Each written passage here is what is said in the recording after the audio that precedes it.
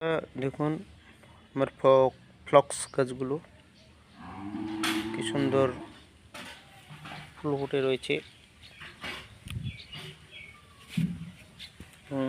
গাছে ভরে গেছে। ফ্লক্স গাছে একটু বেড করেছিলাম, সেই বেডের মধ্যে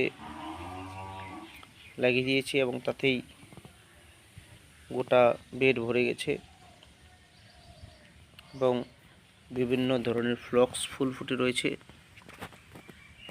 দেখুন আমার পছন্দের ফুল, একটি শীতকালীন ফুল, মনমুগ্ধকর ফুলগুলো। খুব একটা পরিচর্যা করতে হয়নি, এর আগের ভিডিওতে জানানো হয়েছে এই গাছের পরিচর্যা কীরকম করতে হয়।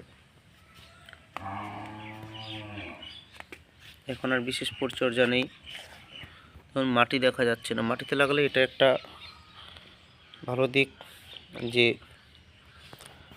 ঠিকমতো যদি আমরা খাবার দিই তাহলে গাছ খুব তাড়াতাড়ি বেড়ে যায়, বড় হয়, ফুল ফুটে ফুল মনের মতো ফুল ফুটে।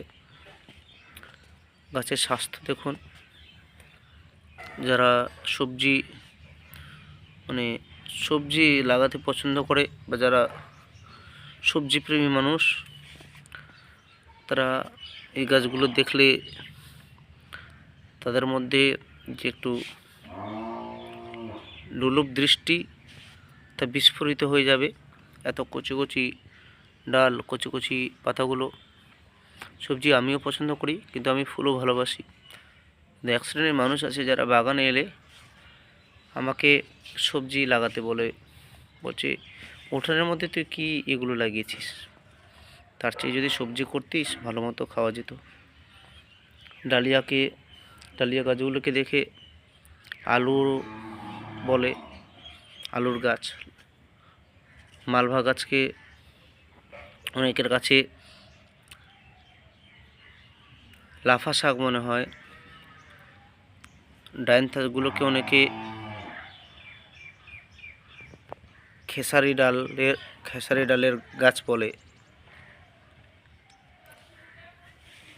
তো আবার নেস্টারসিয়ামকেও অনেকের চোখে লাফা শাকের মতো মনে হয়।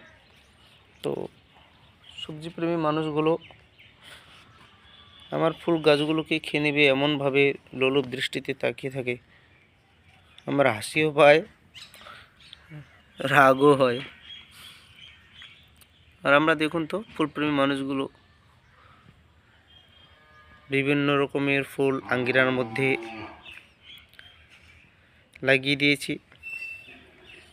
এগুলো আমাদের এক টুকরো স্বর্গ।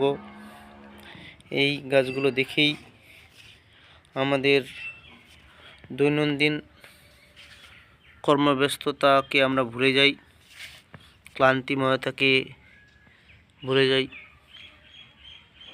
এখানেও ফ্লক্স গাছ লাগানো হয়েছে এই বেডেও কিছু, এবং দুঃখের মধ্যেই সুখটুকু খুঁজে নেওয়ার চেষ্টা করি আমরা বাগানের মধ্যেই, বাগান প্রেমী যারা। তো যাই হোক, এই গাছের পরিচর্যা খুব একটা নেই, এর আগের ভিডিওতে সমস্ত পরিচর্যা বলেই দিয়েছি। আজকে দেখানোর ছিল যে গাছগুলো কেমনভাবে ফুল দিচ্ছে। তবে তারপরেও বলি, এই গাছে এখন খাবার বলতে শুধুমাত্র আমরা এনপিকে দিব, সেটা 10-26-26 হতে পারে, বা সুফলা 15-15-15 হতে পারে, বা সিঙ্গেল সুপার ফসফেট 1/2 চামচ এবং পটাশ 1/2 চামচ দিয়ে দেবো। এরকম গাছের ক্ষেত্রে গোড়াটা দেখা যাচ্ছে না, আমিও এখন এগুলোতে স্প্রে করলে ভালো হয়। 19-19-19 পাওয়া যায়, সেই 19-19-19 1 লিটার জলে 2-3 গ্রাম দিয়ে জলে গুলে নিয়ে 15 দিনে একবার দিলে খুবই ভালো হয়। কারণ এই গাছের গোড়া খুঁজেই পাওয়া যাচ্ছে, কোথায় দেব। আর জল দিতে হবে, উপরে জল দেওয়া যাবে না, ঠিকমতো একটু ফাঁকা করে মাটিতে দিব, নাহলে উপরে দিলে গাছ পচে যাবে। খোল পচা জল দেওয়ার দরকার নেই, তবে ফাঙ্গিসাইড স্প্রে করব 15 দিনে বা 20 দিনে একবার। কীটনাশক কীটের অ্যাটাক হলে তবেই প্রয়োগ করব, নচেত প্রয়োগ করার কোনো প্রয়োজন নেই।